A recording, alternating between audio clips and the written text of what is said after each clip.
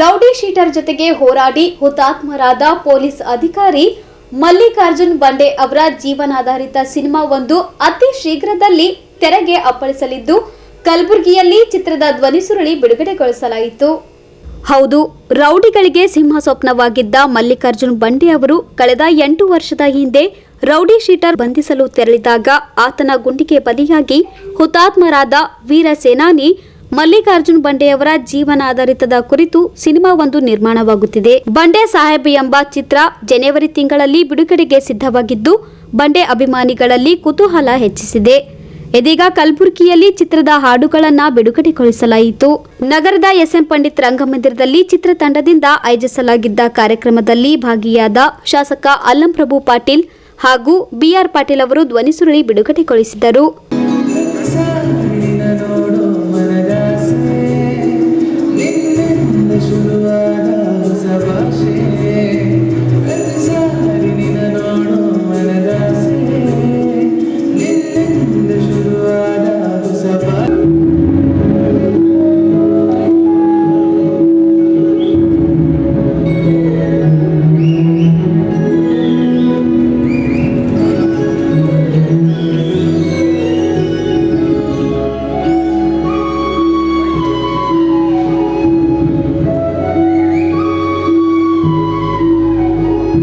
ಬಳಿಕ ಮಾತನಾಡಿದ ಬಿಆರ್ ಪಾಟೀಲ್ ಅವರು, ಮಲ್ಲಿಕಾರ್ಜುನ್ ಬಂಡೆ ಅವರು ಕರ್ತವ್ಯಕ್ಕಾಗಿ ತಮ್ಮ ಪ್ರಾಣವನ್ನೇ ಪಣಕ್ಕಿಟ್ಟವರು.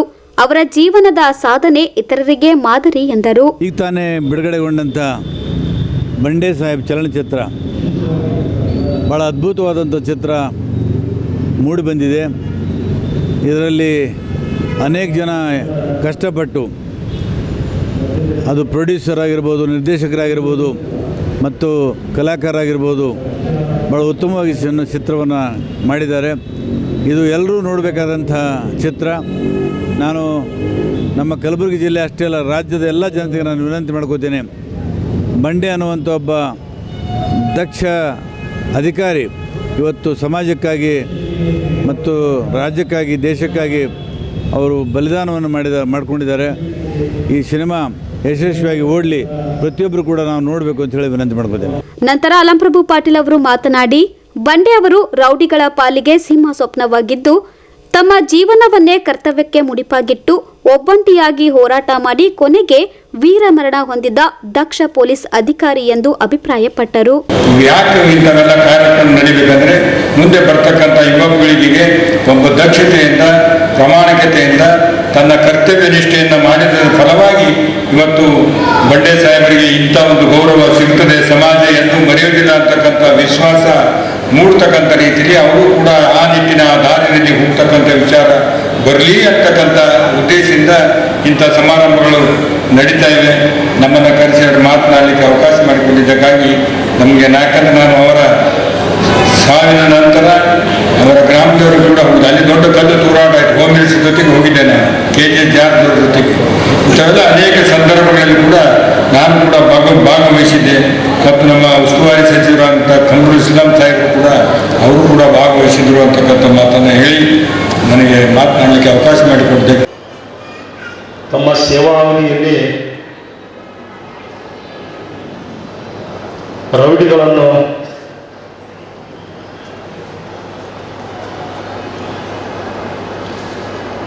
ಅವರಿಗೆ ವಶಕ್ಕೆ ತೆಗೆದುಕೊಳ್ಳತಕ್ಕಂಥ ಹೋರಾಟದಲ್ಲಿ ಗುಂಡೇಟಿಗೆ ಬಲಿಯಾಗಿರ್ತಕ್ಕಂಥ ಯಾವ ಬಂಡೆ Saheb the power of police ಅವರ ವಿಶೇಷವಾಗಿರ್ತಕ್ಕಂಥ ಚಿತ್ರದಲ್ಲಿರ್ತಕ್ಕಂಥ ಧ್ವನಿಸುರುಳಿಯನ್ನು ಬಿಡುಗಡೆ ಮಾಡಲು ಆಗಮಿಸಿರ್ತಕ್ಕಂಥ ಈ ಕಾರ್ಯಕ್ರಮದ ದಿವ್ಯ ಸಾನ್ನಿಧ್ಯವನ್ನು ವಹಿಸಿ ಚಿತ್ರದಲ್ಲಿ ಪ್ರೊಡ್ಯೂಸರ್ ಆಗಿರ್ತಕ್ಕಂಥವರಿಗೆ ಮತ್ತು ಡೈರೆಕ್ಟರ್ ಆಗಿರ್ತಕ್ಕಂಥವರಿಗೆ ಮತ್ತು ನಟ ನಟಿಯರಿಗೆ ಮತ್ತು ಇನ್ನಿತರ ಎಲ್ಲ ನಟರಿಗೂ ಕೂಡ ಆಶೀರ್ವಾದ ವಚಿಸಿ ನಿರ್ಗಮಿಸಿರ್ತಕ್ಕಂಥ ಡಾಕ್ಟರ್ ಸಾರಂಗಧರ ಯಶೀಂದ್ರ ಮಹಾಸ್ವಾಮಿಗಳವರನ್ನು ಈ ಸಂದರ್ಭದಲ್ಲಿ ನೆನೆಸಿಕೊಂಡು ಈಗ ತಾನೇ ಖಜೂರಿ ಅಂದರೆ ತಮಗೆಲ್ಲ ಗೊತ್ತಿದೆ, ಕಲಬುರಗಿ ಜಿಲ್ಲೆಯಲ್ಲಿ ಆಳಂದ ತಾಲೂಕಿನ ಕೊನೆಯ ಭಾಗದಲ್ಲಿರ್ತಕ್ಕಂಥ ಖಜೂರಿ ಗ್ರಾಮ. ಆ ಗ್ರಾಮದ ನಿವಾಸಿಯಾಗಿರ್ತಕ್ಕಂಥ ಮಲ್ಲಿಕಾರ್ಜುನ್ ಬಂಡೆ ಅವರ ತಾಲೂಕಿನ ಶಾಸಕರು ಆಗಿರ್ತಕ್ಕಂಥ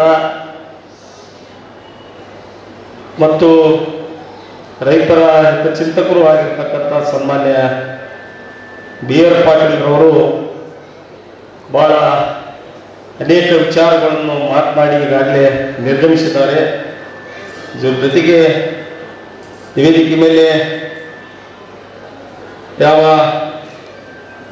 ಮಕ್ಕಳಾಗಿರ್ತಕ್ಕಂಥ ಬಂಡೆ ಅವರ ಮಕ್ಕಳಾಗಿರ್ತಕ್ಕಂಥ ಕುಮಾರಿ ಶಿವಾನಿ ಮತ್ತು ಚಿರಂಜೀವಿ ಸಾಹಿ ದರ್ಶನ್ ಅವರು ವಿಶೇಷವಾಗಿ ಈ ಕಾರ್ಯಕ್ರಮದಲ್ಲಿ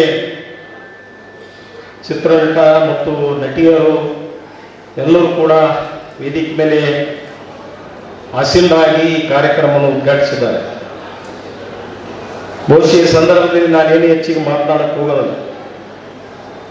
ಮಲ್ಲಿಕಾರ್ಜುನ್ ಬಂಡೆ ಅವರಂತ ಕೇಳಿದಾಗ ನನಗೆ ನೆನಪಾಗ್ತಾ ಇದೆ, ಈ ಕರ್ನಾಟಕ ಸರ್ಕಾರದ ಆಗಿನ ಮುಖ್ಯಮಂತ್ರಿ ಆಗಿರ್ತಕ್ಕಂಥ ಸನ್ಮಾನ್ಯ BS ಯಡಿಯೂರಪ್ಪನವರು ಆ ಸಂದರ್ಭದಲ್ಲಿ ನಡೆದಿರ್ತಕ್ಕಂಥ ಈ ಘಟನೆ. ಸಮಾರಂಭದಲ್ಲಿ ಚಿತ್ರದ ನಿರ್ದೇಶಕ ಚಿನ್ಮಯ್ ರಾಮ್, ಸುಲಫಲ ಮಠದ ಸಾರಂಗಧರ ದೇಶಿಕೇಂದ್ರ ಸ್ವಾಮೀಜಿ, DCC ಬ್ಯಾಂಕ್ನ ಸುರೇಶ್ ಸಜ್ಜನ್ ಸೇರಿ ಚಿತ್ರತಂಡದ ಅನೇಕರು ಉಪಸ್ಥಿತರಿದ್ದರು. ಬ್ಯೂರೋ ರಿಪೋರ್ಟ್, ಇನ್ ಗುಲ್ಬರ್ಗಾ ನ್ಯೂಸ್.